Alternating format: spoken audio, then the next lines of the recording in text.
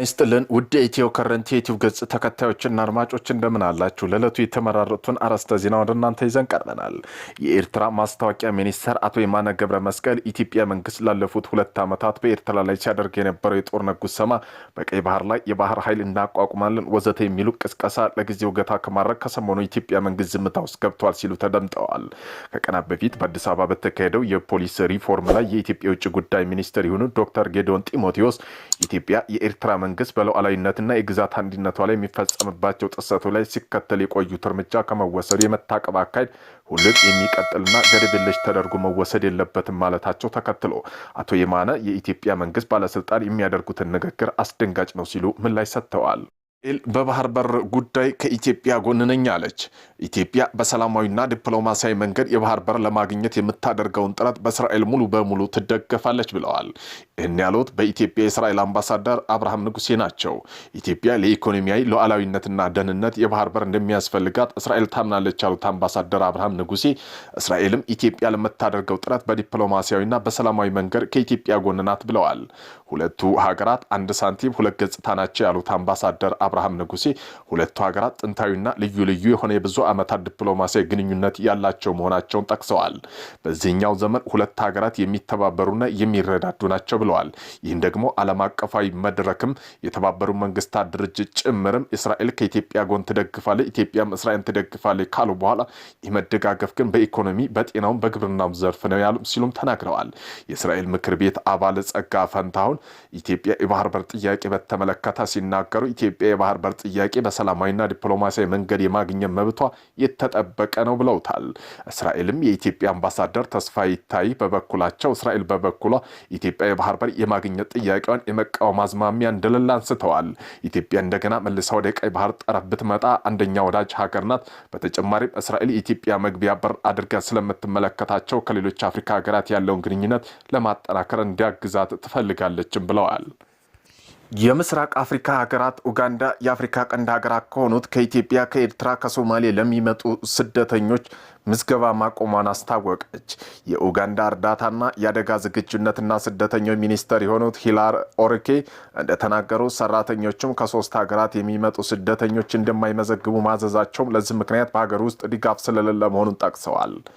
ይህ ሚኒስተሩ ውሳኔ የተሰማው ወደ ኡጋንዳ የሚገቡ ስደተኞች ቁጥር በከፍተኛ ሁኔታ በጨመረበትና ከለጋሾች ስደተኞች ተብሎ የሚመጣው ድጋፍ መቀነሱ እንደሆነ የኡጋንዳ ዘ ዴይሊ ሞኒተር ዘግቧል። ቀደም ባሉ ዓመታት በ3 ሀገር የሚመጡ ስደተኞች መዳረሻ ኬንያ የነበረ ሲሆን ከቅርብ ዓመታት ወዲህ የተለያዩ ምክንያት የተነሳ ኡጋንዳ የተሻለች አድርገው በመምጣታቸው በርካታ ስደተኞች ከኢትዮጵያ፣ ከኤርትራ፣ ከሶማሌ ወደ ሀገር እየገቡ ነው። የአሁኑ የእገዳ ውሳኔ አዲስ የሚመጡ ስደተኞች የሚመለከት እንጂ ቀደም ሲል ወደ ኡጋንዳ መግባት የተመዘገቡ የ3 ሀገራት ዜጎች የሚመለከት እንዳልሆነ ተገልጿል።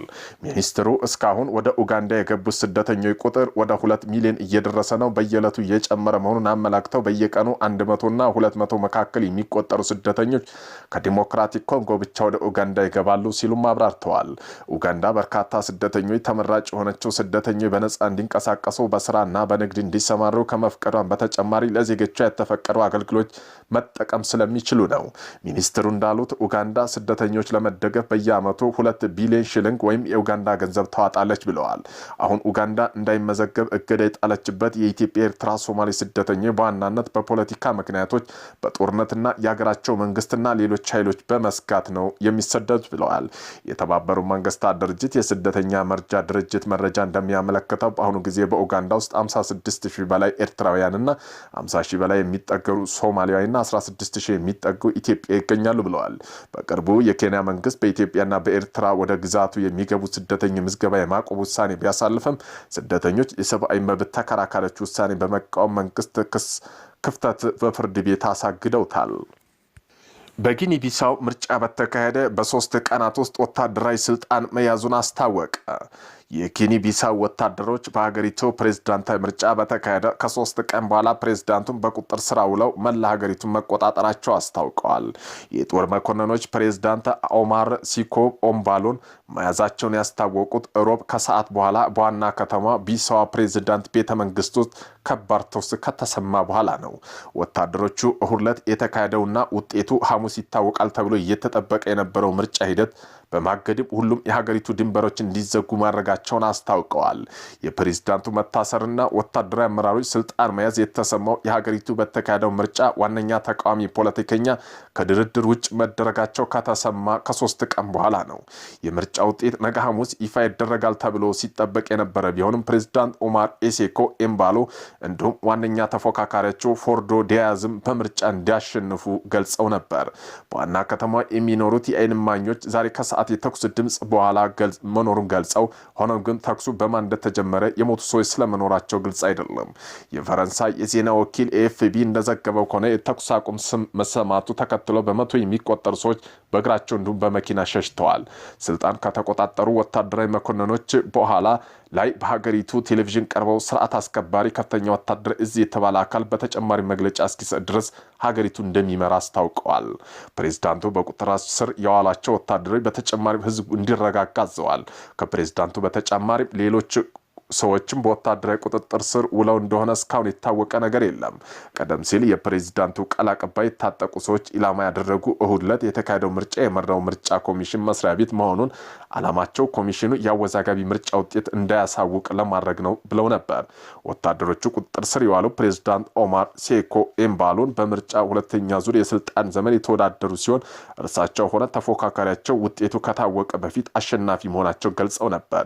ጊኒ ቢሳው ከቅኝ ግዛት ከመጣ በኋላ ተደጋጋሚ መፈንቅለ መንግስትና የፖለቲካ ለመረጋጋት ሲያጋጥም ቆይተዋል። ጊኒ ቢሳው ወደ 2 ሚሊዮን ገደማ ነዋሪዎች አሏት። በዓለም እጅግ ድሃ ከሆኑት ሀገር መካከል አንዷ ናት።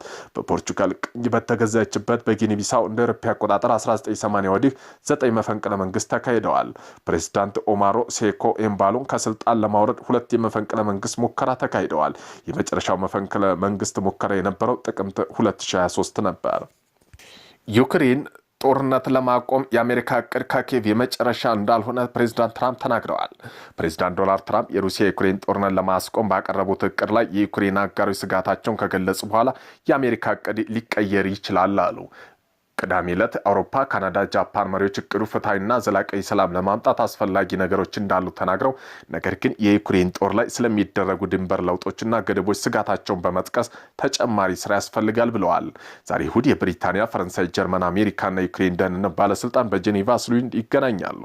በመሆኑም ፕሬዝዳንት ቮሎዲሚር ዘለንስኪ ቀደም ሲል ዩክሬን ለሞስኮ ተስማሚ እንደሆነ የሚታወቀው እቅድ እንድትቀበል የተደረገበት ጫና ተከትሎ በታሪካቸው ካሉ እጅግ አስቸጋሪ ጊዜያት አንዱ እንደገጠማቸው አስጠንቅቀዋል።